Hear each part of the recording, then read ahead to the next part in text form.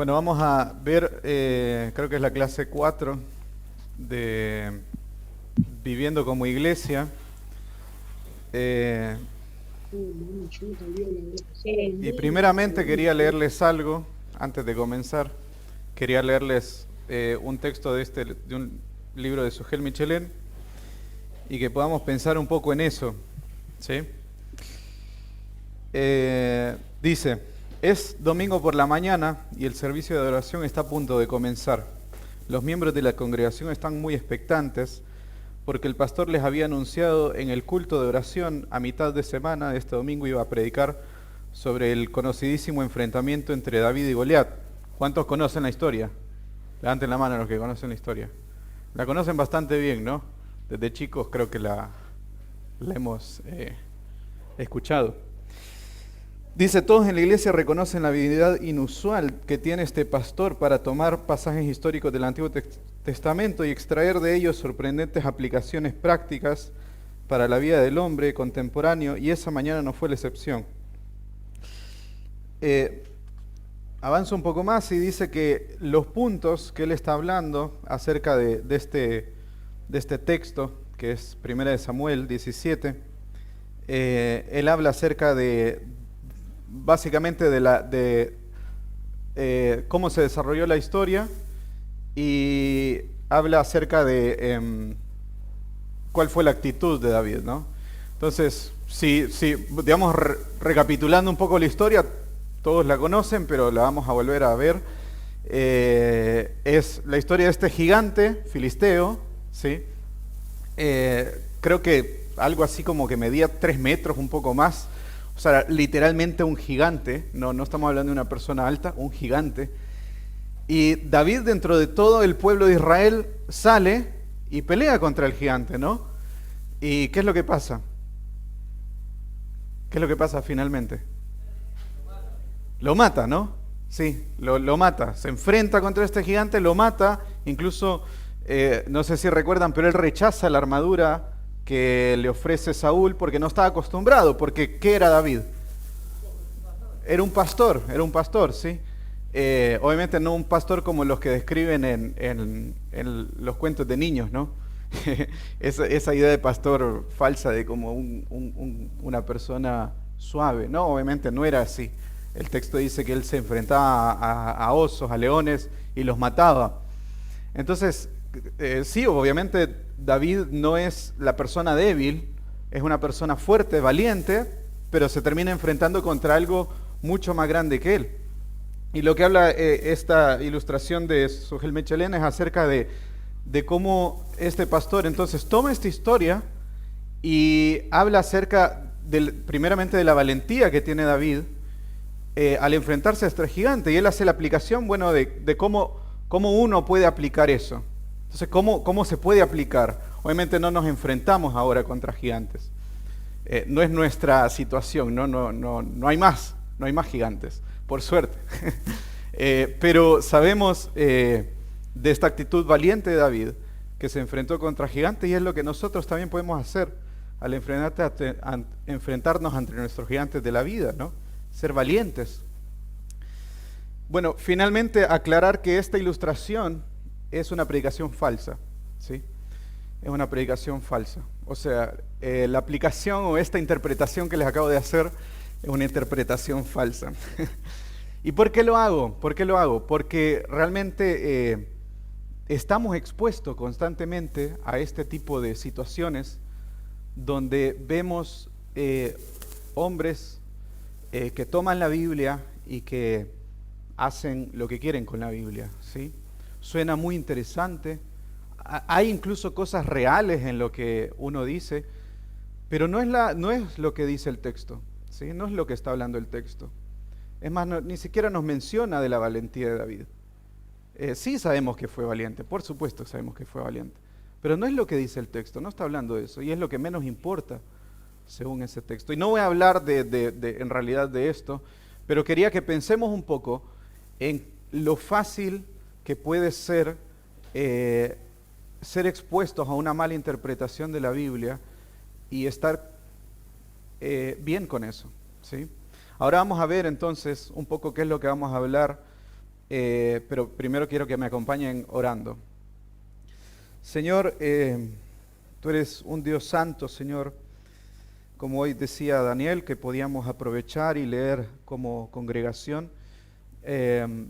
Somos pecadores, Dios. Somos malos por naturaleza, Señor.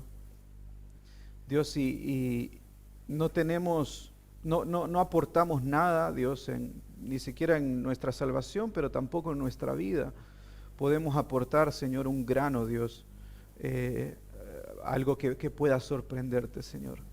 Algo que pueda favorecernos, Señor. Por el contrario, Dios, todas las cosas han sido hechas por ti, Señor.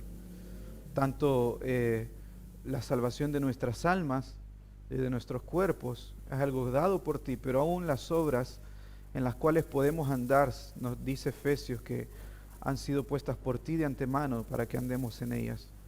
De manera, Señor, que si podemos estar aquí hoy, si podemos reconocer que hemos creído en ti, Señor, es porque tú has tenido gracia de nosotros, Señor, y no porque nosotros merezcamos, Señor, eso. Dios, te pido, Dios, que me ayudes, Señor, a hablar fielmente, Señor, acerca de tu palabra y acerca de estos temas tan importantes, Señor. Te agradezco, Dios, en tu nombre, Jesús. Amén. Bueno, claramente entonces hoy vamos a hablar acerca de la predicación, y no solo de la predicación, sino también de la oración. A ver si esto no es permanente, no. Así que voy a hacer acá,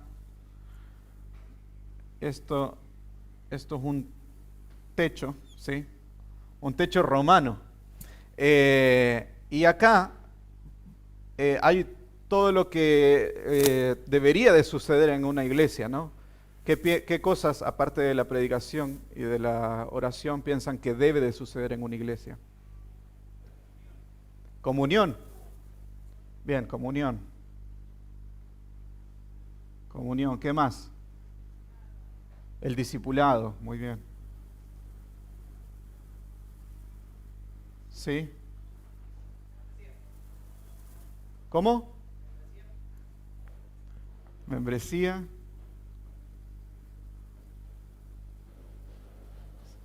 ¿Algo más? Solo estas tres cosas, nada más. Bueno, pero esa es la predicación. ¿Qué más? ¿Lo decís tan rápido? Disciplina. Bien, disciplina. Disciplina. Podríamos hablar de la alabanza también, ¿no? Alabanza, el liderazgo. Liderazgo. Y más cosas, ¿no? Etcétera. Bien. Entonces, tenemos todas estas cosas que son esenciales en una iglesia, ¿sí? La evangelización también. Son esenciales en una iglesia. Sin esto, la iglesia no es sana. ¿Estamos de acuerdo? Bien. Pero acá vamos a poner dos columnas que están relacionadas entre sí. Una es la predicación.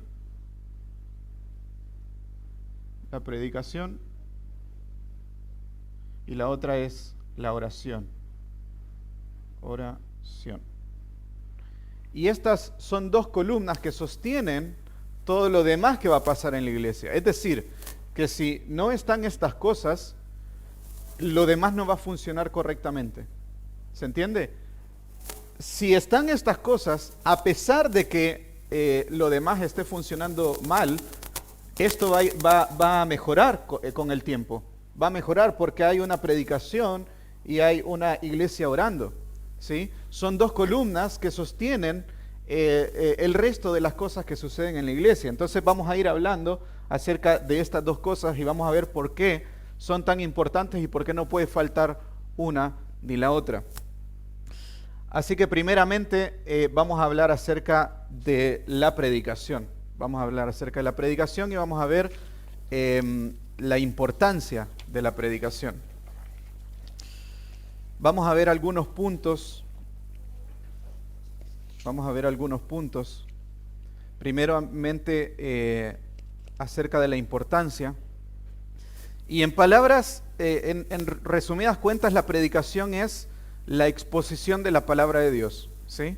¿Estamos de acuerdo en eso? Es la exposición de la palabra de Dios. Por tanto, cuando hablamos de predicación, estamos hablando de la palabra de Dios. ¿Bien? Por eso estamos hablando de que es uno de los pilares de la iglesia, ¿sí? Porque estamos hablando de la palabra de Dios, concretamente. O sea, la predicación importa porque la palabra de Dios importa. Ahora, ¿qué tan importante es la palabra de Dios? Bueno, primeramente, la palabra de Dios es importante porque es poderosa. O sea, no solo es poderosa, es lo más poderoso que ha existido y que existirá por siempre. ¿Por qué? Porque es Dios mismo. La palabra de Dios es el método incluso que Dios usó para crear todas las cosas. Si nosotros vemos en Génesis capítulo 1, ¿cuántos están haciendo el plan cronológico? 3. Bueno, los demás les animo a hacerlo. Pero los que están haciendo este plan cronológico, que seguramente acabamos de pasar por Génesis, y en Génesis nosotros vemos un patrón de cómo Dios va creando todas las cosas, ¿sí? ¿Y qué dice? Dice, por ejemplo, que dijo Dios, sea la luz, ¿y qué pasó? Fue la luz, ¿no? O sea, Dios de la nada crea la luz, pero ¿cómo la crea? A través de su palabra, a través de su palabra. No dice el texto Dios pensó, sea la luz y fue la luz. No dice el texto Dios imaginó o Dios planificó. Dice, dijo Dios, habló Dios, sea la luz y fue hecha la luz. Y así creó todas las cosas que existen hasta el día de hoy. Todas, absolutamente todas las cosas fueron creadas por su palabra. De manera que la palabra de Dios es poderosa. Aparte de esto, la palabra de Dios es vida para nosotros. La palabra de Dios es vida para el ser humano, para los hombres. Hay un ejemplo en Ezequiel que es ¿cómo se dice? No es ilusión la palabra. ¿Cómo? Visión. Una visión que Dios le da a Ezequiel, donde, no sé si recuerdan, pero donde él ve un campo lleno de muertos, de huesos. Esos huesos son humanos. Y son miles de huesos. Y Dios le pide que él predique a esos huesos. Y a medida que él va predicando, estos huesos empiezan a tomar, dice que se empiezan a formar tendones hasta que se forman personas. Obviamente esto es una visión, no es algo que pasó literalmente, pero lo que sí vemos en esa visión es algo que está pasando espiritualmente con Israel y que Dios le está mostrando a Ezequiel y él le está diciendo, a través de la predicación de la palabra de Dios va a haber vida en las personas. A través de la predicación de la palabra de Dios, el hombre puede vivir. La palabra de Dios es vida para los hombres. En Hebreos capítulo 4, versículo 12 al 13, dice que la palabra de Dios es viva y eficaz. ¿Y qué es lo que hace la palabra de Dios? ¿A qué lo compara? A una espada. ¿Y qué hace esa espada? Hasta lo más profundo de qué? Sí, y del alma. Y dice, y discierne las intenciones del corazón. ¿Sí? O sea, penetra hasta lo más profundo de nuestra mente y revela lo más profundo, lo que nosotros pensamos que nadie nunca lo va a saber, lo que pensamos que es solo nuestro. Hasta ahí llega la palabra de Dios y hasta ahí penetra y discierne las intenciones y los pensamientos del corazón. Entonces sabemos que la palabra de Dios es poderosa, por la cual ha creado todo, sabemos que es viva, pero no solamente esto, sino que vemos un pasaje en Juan, en Primera de Juan. ¿Alguien que pueda buscar Primera de Juan? Primera de Juan, no Primera de Juan, el Evangelio de Juan, capítulo 1. El Evangelio de Juan, capítulo 1.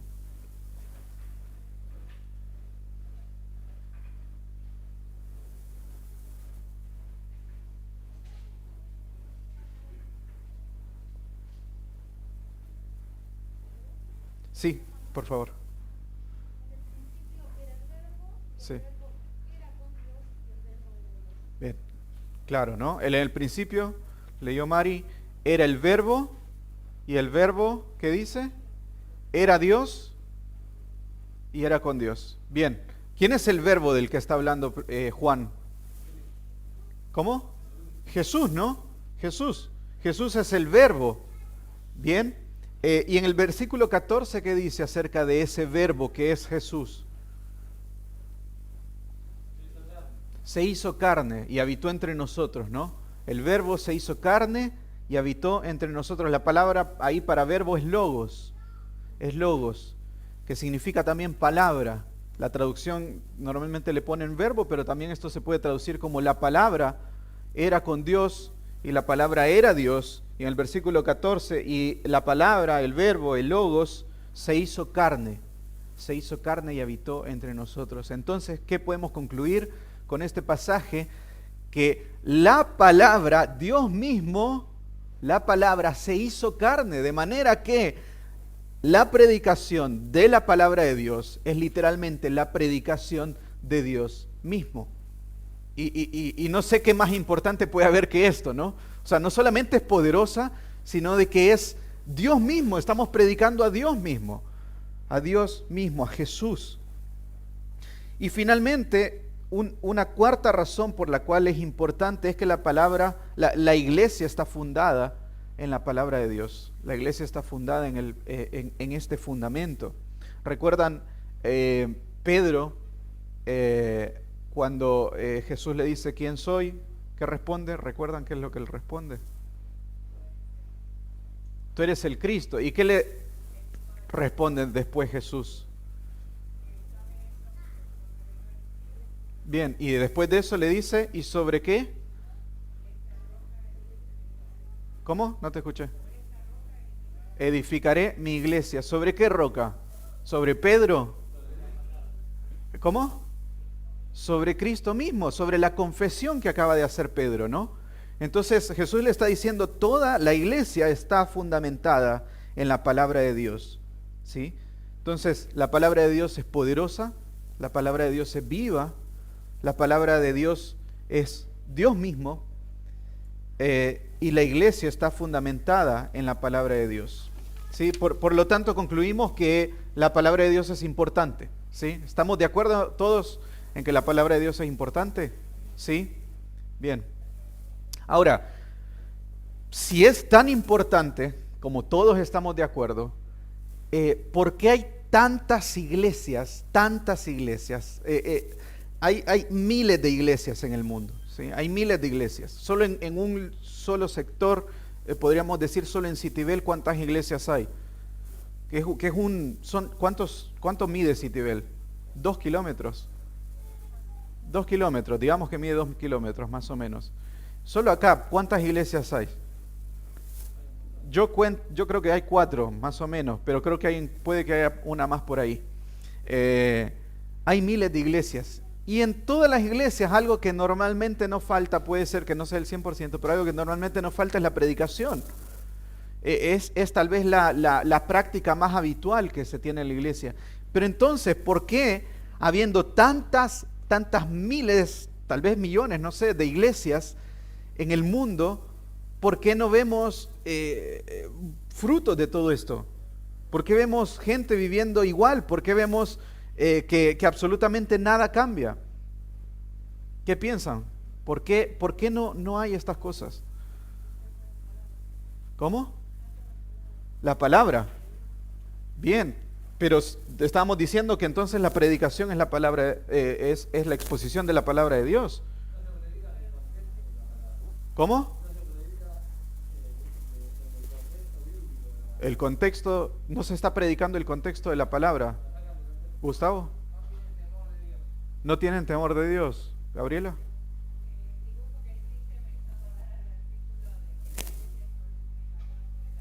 Sí,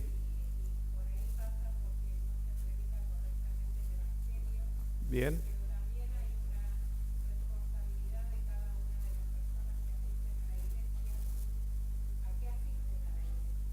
Sí,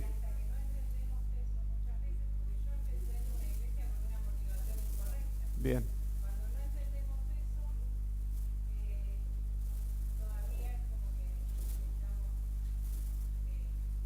Sí, sí, sí, muy bueno lo que decís. Y ahora vamos a hablar de eso.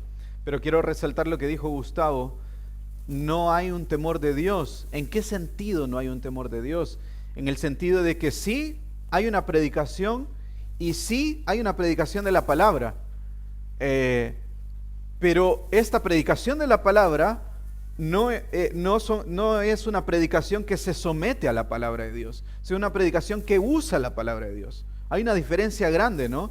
Cuando yo estoy usando esta información a mi favor, o cuando yo estoy por temor a Dios sometiéndome a lo que dice la palabra de Dios, entonces la predicación correcta de la palabra de Dios debe ser una exposición fiel a la palabra de Dios. Esto se conoce como la predicación expositiva. La predicación expositiva. Y vamos a hablar entonces de esto. Hablamos acerca primeramente de la importancia de la palabra de Dios o de la predicación. Y ahora vamos a hablar acerca de, sí es cierto, eso importa, pero ¿cómo debe de predicarse la palabra de Dios? Bueno, esto se hace a través de la predicación expositiva. Predicación expositiva. Perdón si cometo errores. La predicación expositiva. ¿Alguno escuchó alguna vez o alguno no escuchó nunca acerca de la predicación expositiva? ¿No? Bien, qué bueno. ¿Qué es la predicación expositiva? Sí. Es poner un texto en su contexto. O sea, predicar entonces el texto en su contexto. Bien, muy bien. ¿Otro? ¿Algún otro que tenga otro concepto? No tiene que ser una respuesta diccionario, ¿no? Sí.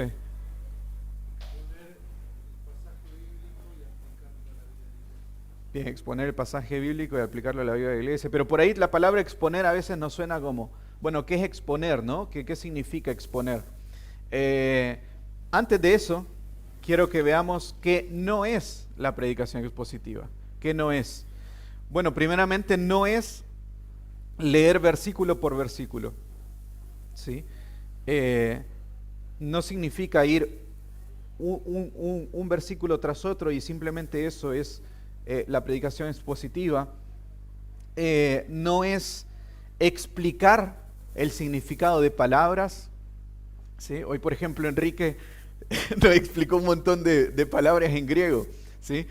Y es necesario, pero no es solamente eso, no se trata en realidad de eso. Es necesario, obviamente, es necesario a veces hacerlo, pero no es eso la predicación expositiva.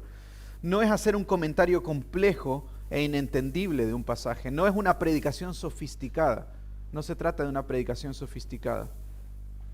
Se puede parecer a veces a esto una predicación expositiva, pero no es lo mismo y puede confundirnos, ¿sí?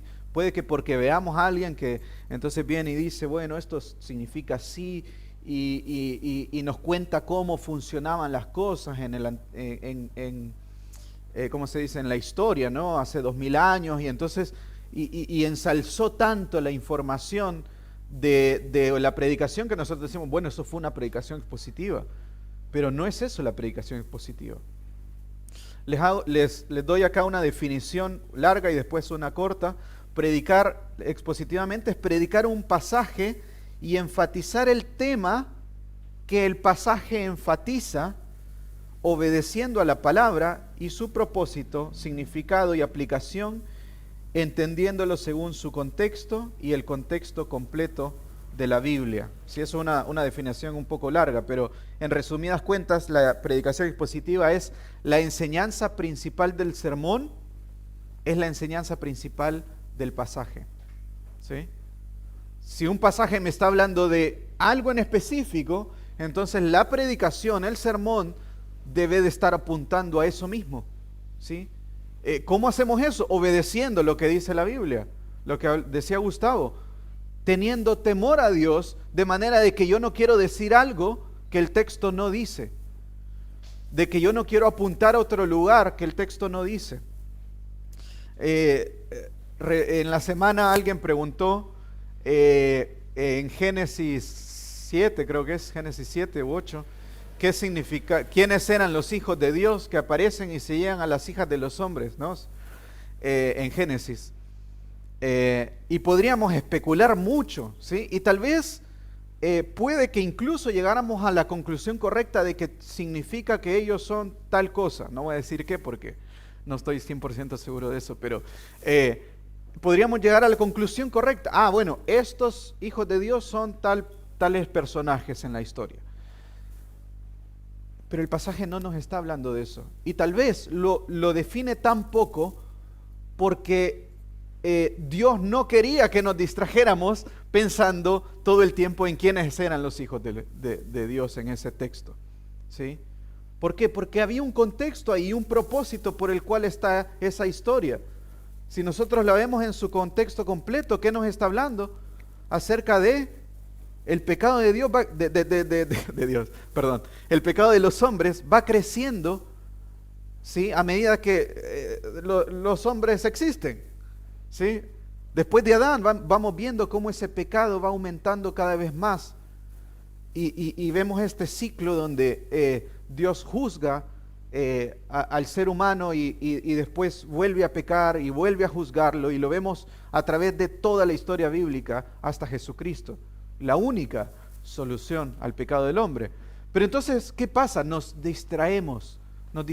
¿Por qué? Porque no estamos respetando el propósito de cada pasaje. La predicación expositiva es la enseñanza principal del sermón, debería de ser la enseñanza principal del pasaje. Vemos un pasaje rápidamente, es en Esdras. Esdras 7.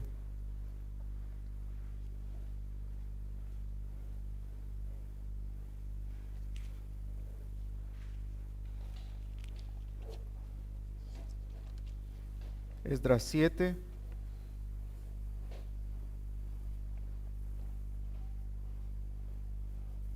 Esdras 7:10 dice, o alguien que quiera leerlo, alguien que pueda y quiera leerlo.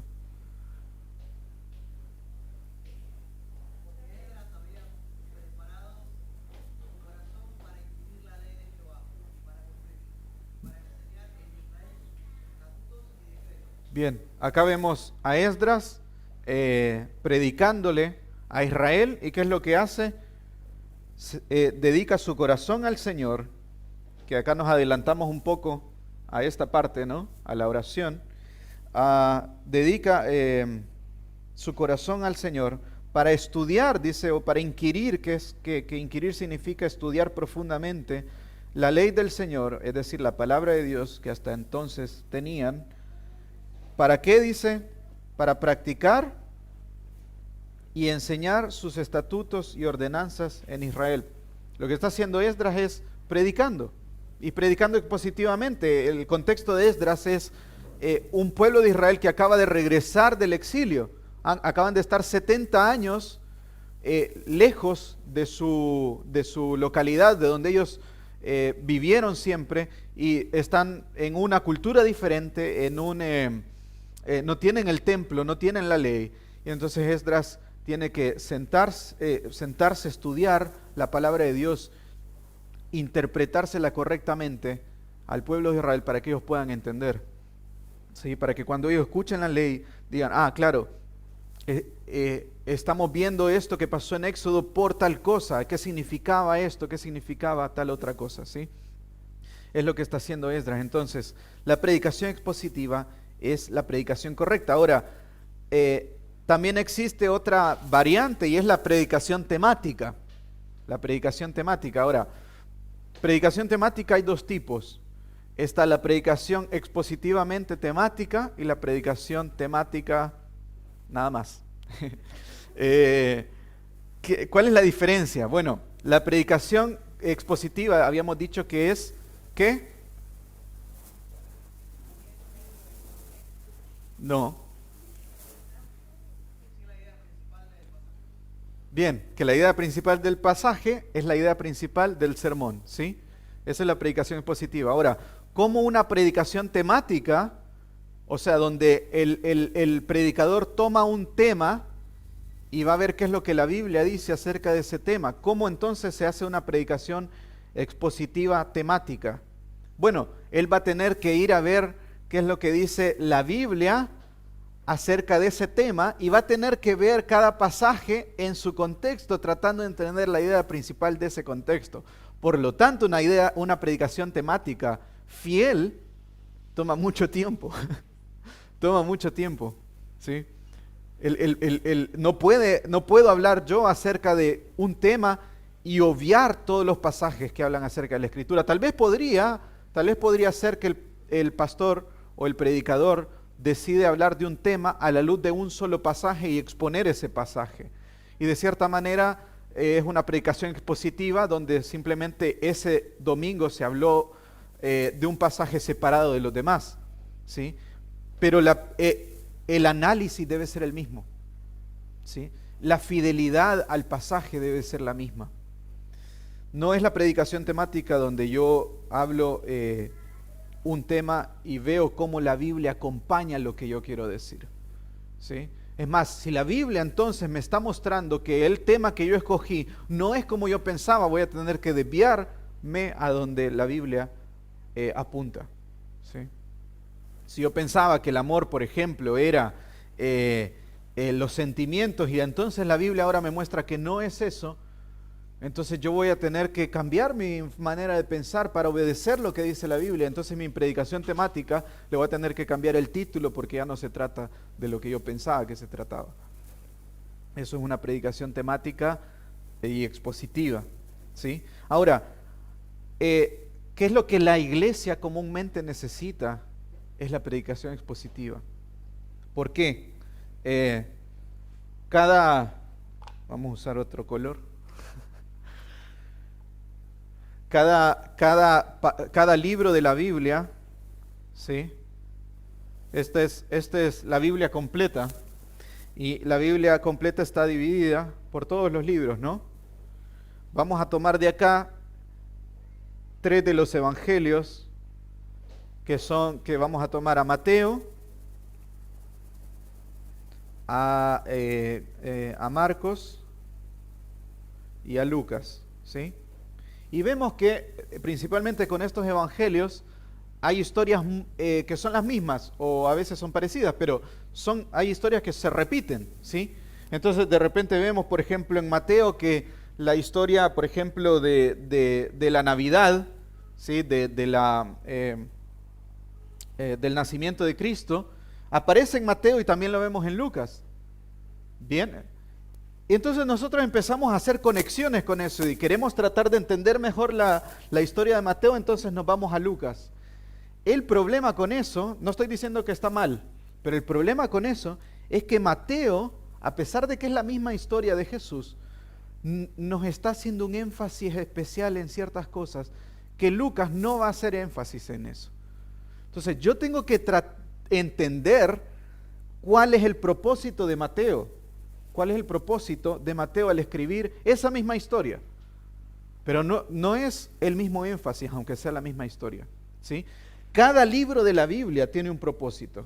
Y si yo no leo ese libro completo, yo no voy a entender ese propósito. En otras palabras, yo no voy a saber qué es lo que Dios quiere decirme con ese libro de la Biblia.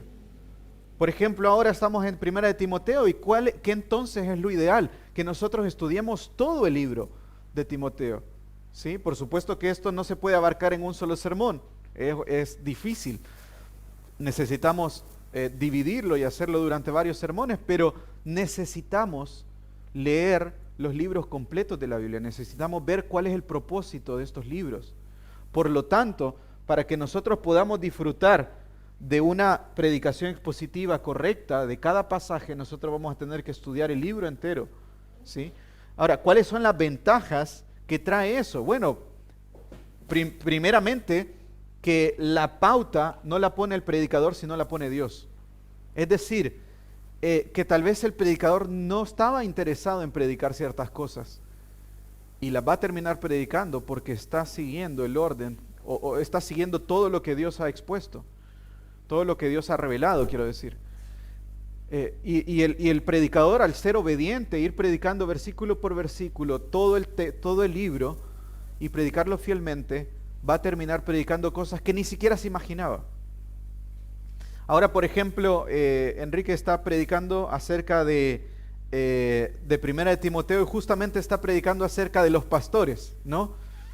Acerca de los requisitos de un pastor. Podríamos pensar, bueno, tal vez un pastor pueda sentirse atemorizado por no estar cumpliendo al 100% alguno de esos requisitos, y pueda sentir temor a eso, pero que está siendo obediente a la palabra de Dios, y obviamente esto va a trabajar en su vida, pero también va a exponer fielmente la Biblia, porque no ha tomado la decisión de exponer lo que él desea, sino lo que la Biblia dice. Además de esto, la congregación va a verse expuesta a cosas que tampoco pensaban, que tampoco estábamos imaginando. Y una cosa más que es importante es que también la predicación expositiva nos enseña a cómo nosotros estudiar la Biblia. Nos enseña a cómo estudiar la Biblia. Vamos viendo cómo está organizado cada texto, vamos viendo cuál es la idea principal, cómo se estudia una historia, cómo estudiar una carta, cómo se interpreta la profecía, cómo estudiar los salmos. Entonces vamos viendo todo eso, y después, ¿qué nosotros podemos hacer? Bueno, podemos aplicar eso. Cuando un pastor viene y dice, la idea o esta historia en Lucas, no sé, está hablando acerca de este punto principal, y nos va explicando un poco eso. ¿Qué deberíamos de hacer nosotros después cuando vamos a estudiar una historia en la Biblia? Hacer eso, hacer lo mismo, hacer lo mismo. Ahora voy a regresar al punto que decía Gabriela. Si bien la predicación expositiva es la forma correcta de predicar en la iglesia, esta está incompleta sin la iglesia. Sin la iglesia. No tiene sentido la predicación de Dios sin el pueblo de Dios. No tiene sentido.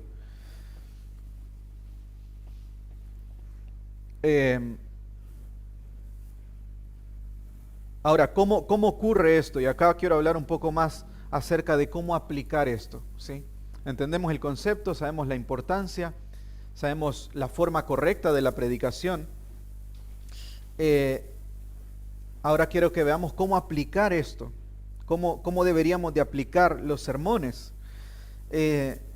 Bueno, estos digamos podrían ser algunos tips, pero por ejemplo podríamos leer el pasaje después en nuestros devocionales, o un día anterior venir preparados para la predicación y el haber leído el pasaje que se va a predicar. Podríamos acompañar domingo a domingo la lectura de Primera de Timoteo, que es en la que estamos. Podríamos orar por el predicador, podríamos tomar notas en los sermones, ¿no? Pero ahora quiero que veamos algunos puntos. Uno es la predicación de manera colectiva, o el esfuerzo que podemos hacer colectivamente de aplicar los sermones, de aplicar la predicación. ¿Y a qué me refiero con esto? Bueno, que nosotros deberíamos de charlar acerca de cómo la predicación está trabajando en nuestras vidas. Hay miles de formas de hacerlo. Podríamos terminar esta clase y termina el culto de hoy, y entonces ¿qué pasa? ¿Qué podemos hacer? Bueno, ir y saludar a otros y hablar sobre esto, hablar sobre lo que estuvimos viendo hoy. Para eso está el domingo, ¿no? Para eso dedicamos este día solamente al Señor. No significa que los demás lo ignoramos, pero es un día que nosotros minimizamos el resto de otras actividades para darle un énfasis solamente a Dios. Podríamos hablar en grupos pequeños acerca de lo que aprendimos en el sermón. Y esto de hacerlo en grupos pequeños es muy bueno, porque llegamos a un jueves, a un viernes, donde ya no está tan fresco la predicación, y repasar estas cosas nos ayuda a realmente poder estar aplicando. Hacerlo en relaciones de discipulado, en devocionales familiares. Tratar, esto es importantísimo, tratar de no repetir la predicación completa en nuestras cabezas, sino de tomar lo más valioso que pudimos y aplicarlo y recordar ese punto, 2 puntos acerca de eso. Otra cosa que es importante es la autoridad que tiene, que toma la iglesia en cuanto a la fidelidad de la predicación. ¿A qué voy con esto? Una predicación expositiva, como hablábamos acá, ¿sí?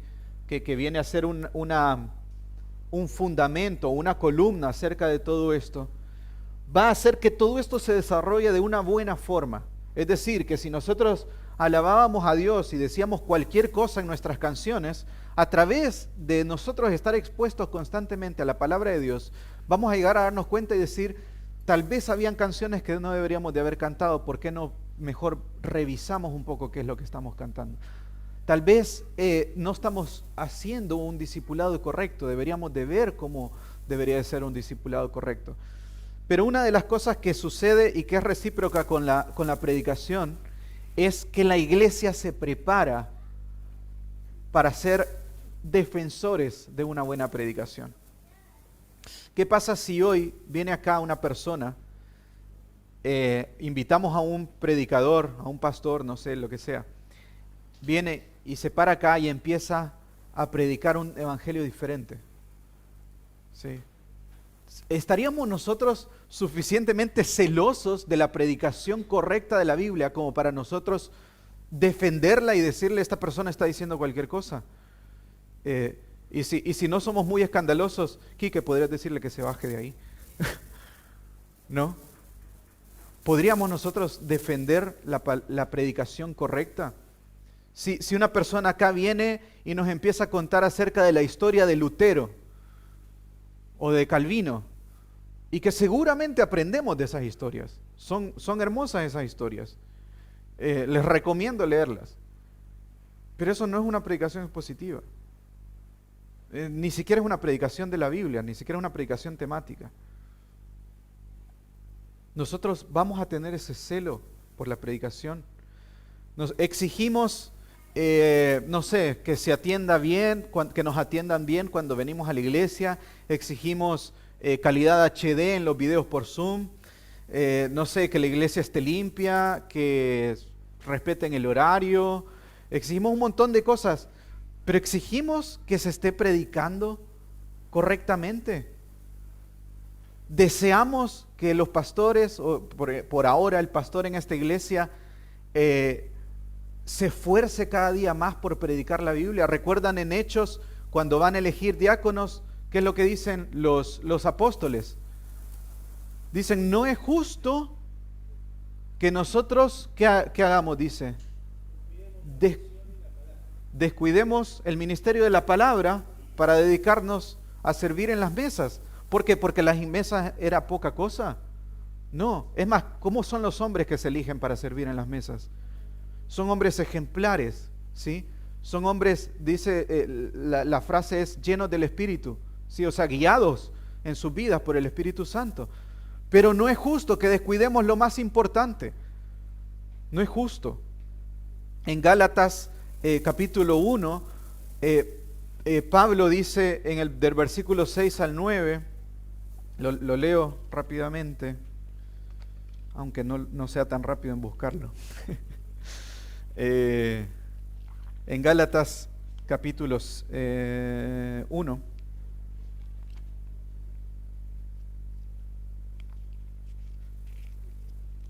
Gálatas capítulo 1, versículos 6 al 9, dice, me maravillo de que tan pronto hayáis abandonado al que os llamó por la gracia de Cristo para seguir, ¿el qué?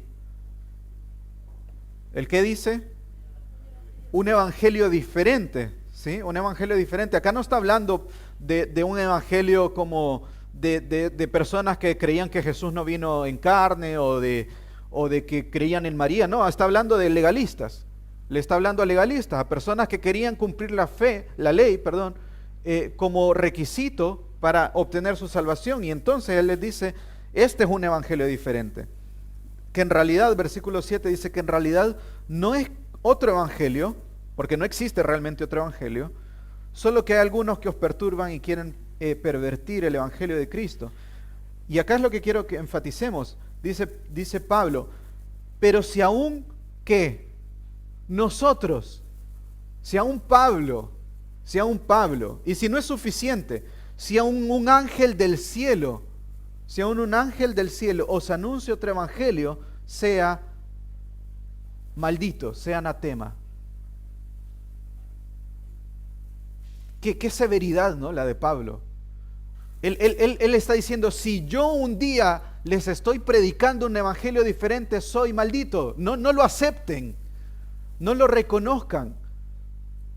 Si un ángel del cielo se aparece hoy y nos maravilla a todos y nos da temor y nos predica un evangelio que no es acorde a la palabra de Dios, no sea maldito, sea anatema, dice la palabra de Dios. ¿Tenemos nosotros ese celo por la palabra de Dios? Por una predicación correcta. Ahora, la predicación, y ahora vamos al siguiente punto, la predicación no está completa sin lo siguiente, sin la oración. ¿Qué es la oración? No quiero que hoy nos enfaticemos tanto en qué significa la oración, sino en cómo nosotros aplicamos esto. Ahora, ¿qué es la oración? Hablar con Dios, básicamente, ¿no? Es hablar con Dios. ¿Y qué es la predicación? Dios hablándonos a nosotros, exactamente, ¿sí? Hay una relación acá con Dios, ¿no? Donde nosotros estamos hablando a Dios y donde estamos escuchando su palabra hacia nosotros. Ahora, en la Biblia sabemos que hay instrucciones acerca de cómo orar. Jesús fue uno de los mejores ejemplos. Normalmente vemos que Jesús, ¿qué hacía? Se apartaba, iba solo y iba a orar. Y pasaba horas orando. Jesús mismo en el Sermón del Monte, él dice, bueno, y ustedes cuando oren, está hablando principalmente acerca de la hipocresía al hacer un montón de cosas, y él dice, bueno, ustedes cuando oren, no sean como los hipócritas que aman orar para ser vistos, ¿sí? No sean como ellos, porque ellos tienen su recompensa. Más bien ustedes cuando oren, dice, nosotros cuando oremos, entren en su aposento, dice, y cerrada la puerta, oren a su Padre en lo secreto. ¿Sí? ¿Por qué? Porque está enfatizando acerca de una oración sincera con Dios, de una oración sincera y no hipócrita para ser vistas, como hacían, dice, los fariseos, para ser vistos, ya sea por sus palabras sofisticadas, porque sabían memorizar pasajes largos de la Biblia y orarlos y que todos dijeran, mira qué hermosa la oración de esta persona, ¿no? O hacían repeticiones. Entonces, esa oración, por supuesto, nosotros sabemos que es una oración que Dios tiene una recompensa para esa oración, ¿no? Pero también la Biblia nos habla acerca de una oración que es en público, de una oración donde tenemos todos como congregación. Ahora lo que nosotros, no sé si se han dado cuenta, pero estamos hablando de cosas que suceden en la iglesia, ¿sí? Hay un tiempo para nosotros leer la Biblia personalmente en nuestros diarios vivir, ¿no? Hay un momento para la oración privada, pero ahora estamos hablando acerca de un momento donde estamos haciendo algo en conjunto, ¿sí? Yo recuerdo una iglesia a la que iba de chico y era una iglesia súper emotiva, o sea, ponían todo el ambiente y obviamente era lindo estar en ese ambiente, ¿no? Y tenían como dos tipos de alabanza, la alabanza movida y la alabanza tranquila. Y en la alabanza tranquila apagaban las luces, ponían unas luces así como cálidas y era todo así, la música linda y todo. Y algo que siempre decía el director de la alabanza era, bueno, olvídate el que tenés al lado y adorar a Dios. Y yo lo hacía, yo decía, sí, voy a olvidarme el que tengo al lado. Bueno, exactamente eso es lo contrario a lo que nosotros deberíamos de hacer en la alabanza congregacional, en la oración congregacional, ¿sí? Este momento nosotros lo tenemos a propósito juntos.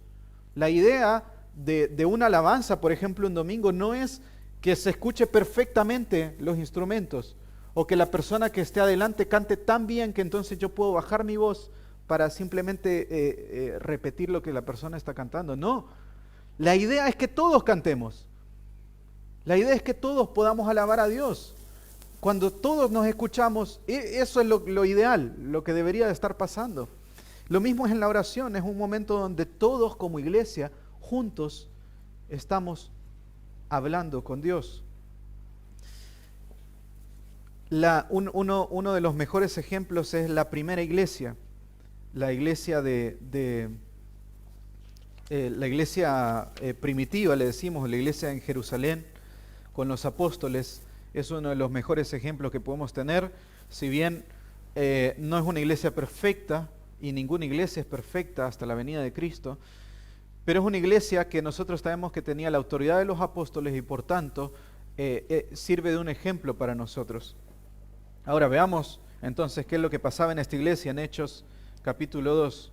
¿Hasta acá alguna pregunta? ¿No? ¿O ya se les olvidaron las preguntas? Bueno, si tienen una pregunta, levanten la mano, que a mí se me olvida hacer el tiempo de preguntas. En Hechos capítulo 2, versículo 42, Hechos 2, 42. ¿Alguien que lo quiera leer? Esto es al principio. Jesucristo acaba de partir, ¿sí? Acaba de ser la ascensión de Cristo y están todos, dice, reunidos, unánimes, en comunión, y están todos adorando a Dios. Y entonces, ¿qué pasa en el día de Pentecostés? El Espíritu Santo viene y llena a estas personas, y Pablo da un sermón, Pedro da un sermón,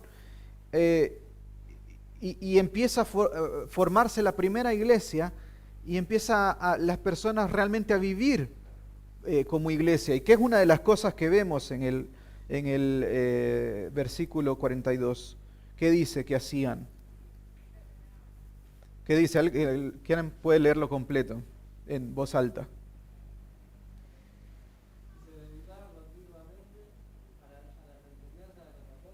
Sí. Bien. ¿Cómo lo hacían? Continuamente, ¿no? Continuamente. Era parte de la vida natural de la iglesia, de la primera iglesia. Vemos también un pasaje más en el capítulo 3, versículo 1. Dice, y cierto día Pedro y Juan subían al templo a la hora novena, la de la oración. Y si bien el pasaje va a hablar de otra cosa, quiero que veamos esto. La hora novena, que más o menos creo que eran las 3 de la tarde, ¿qué hora era? La hora de la oración. Tenían un día como iglesia donde se juntaban únicamente a orar. Era un momento donde se juntaban únicamente a orar. Habían otros momentos donde predicaban, habían otros momentos donde partían el pan, donde tenían comunión, donde comían juntos.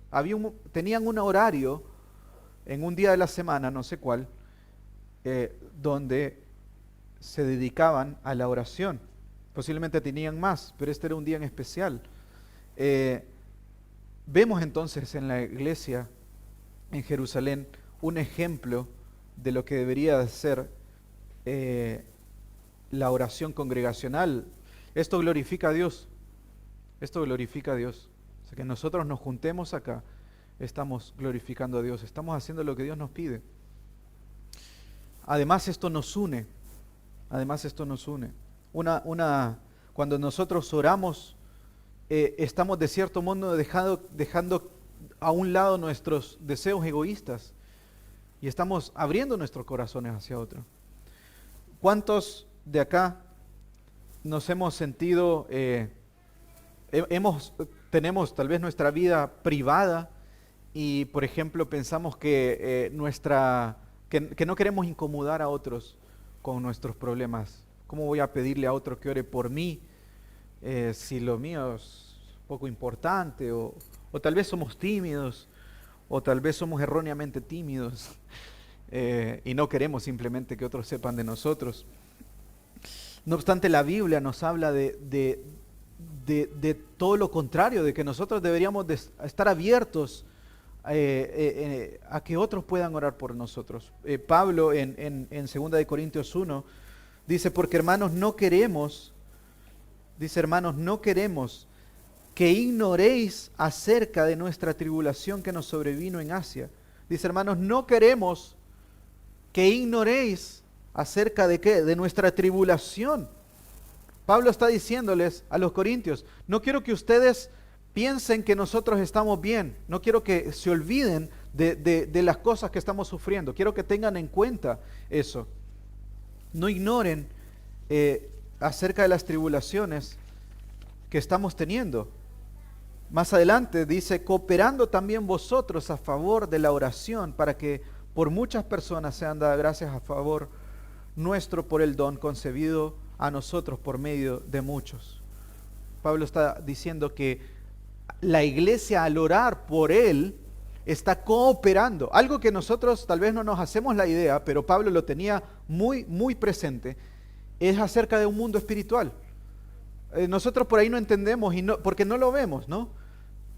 Obviamente esto es por fe, por supuesto, pero la fe de Pablo era tan grande que él estaba muy consciente acerca de que cuando otros están orando, están conmigo mientras yo estoy haciendo esto, dice él. Mientras yo estoy predicando el evangelio en tal lugar, en Grecia, la iglesia de Corintio que estaba ya predicando por mí está participando mientras yo estoy predicando. Está participando. Nosotros al orar estamos de cierta manera conectándonos con otros. Estamos participando con otros en la oración. Otra de las cosas que nos ayuda la oración congregacional es que nos enseña a orar. Nos enseña a orar. ¿Y qué quiero decir con esto? Cuando nosotros oramos congregacionalmente y que normalmente hay una persona que guía al resto en la oración, esa persona va a orar por cosas que yo tal vez no hubiera orado. Y eso es bueno, eso lo necesitamos. A mí me sorprende a veces cómo oran algunos hermanos y dicen cosas que yo me quedo como, qué lindo lo que dijo, o sea, tiene razón esta persona, Dios.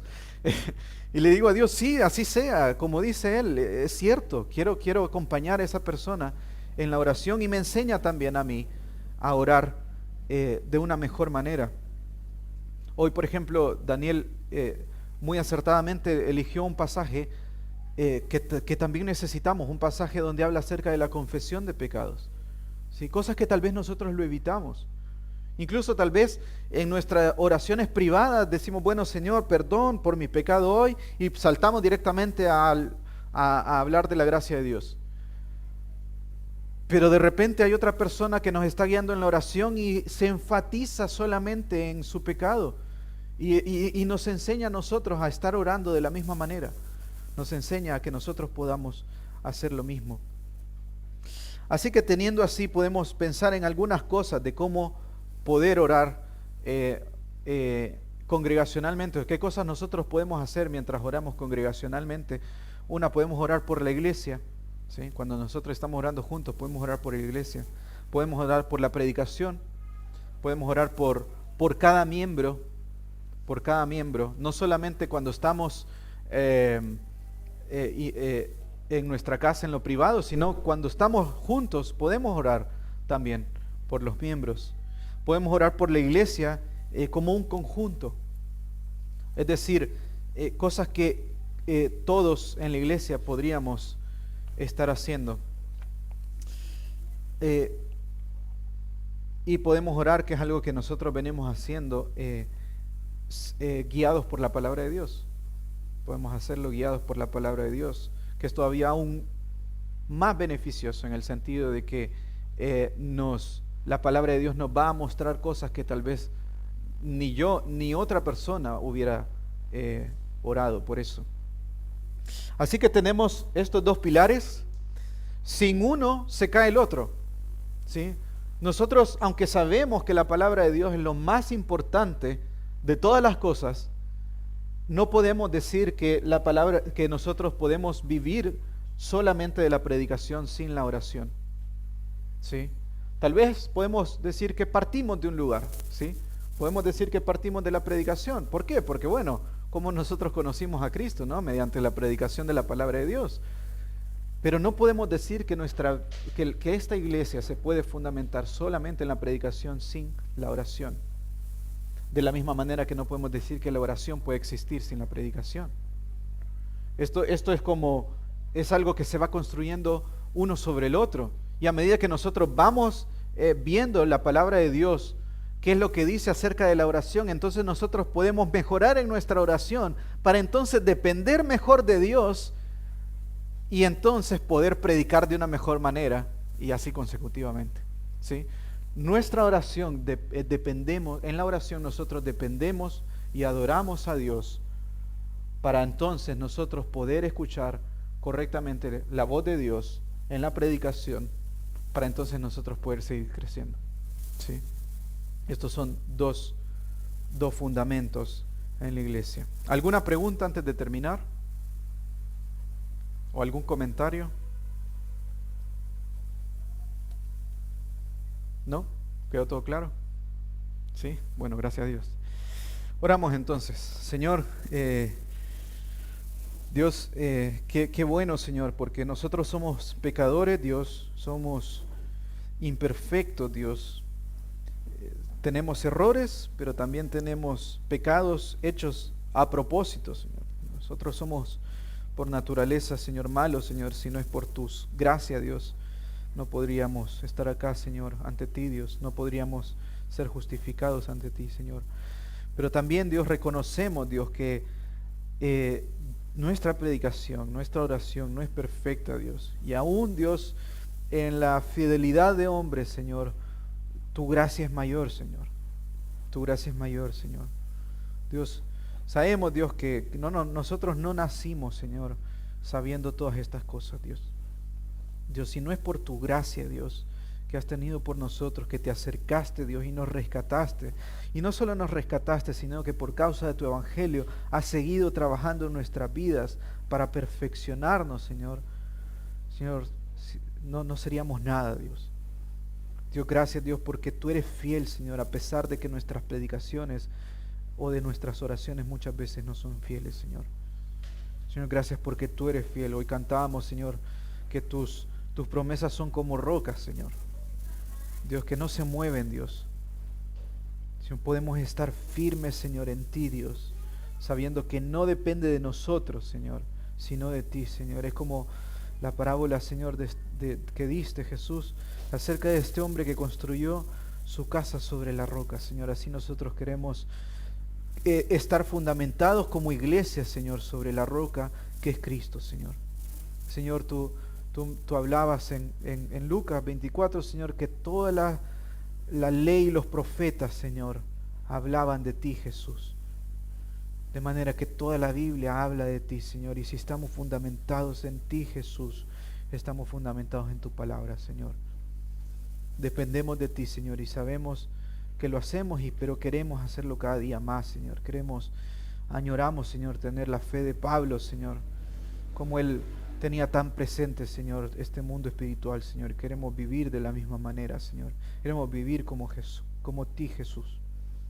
Señor, queremos vivir tu vida, Señor. Y aunque sabemos que estamos lejos, Señor, podemos confiar en que tú sigues trabajando en nosotros para que alcancemos finalmente ese día, Señor, donde podamos disfrutar plenamente, Señor, de ti, Dios.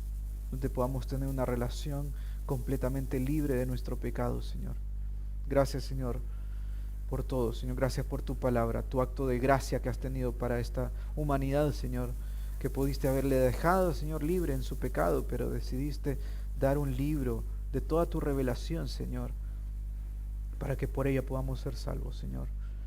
Ayúdanos a vivir para ti, Señor, que podamos ser sinceros, que nuestras peticiones sean fieles a ti, Señor, y no solamente en un momento acá hoy, Señor. Gracias, Dios, en tu nombre te lo pedimos todo esto. Amén.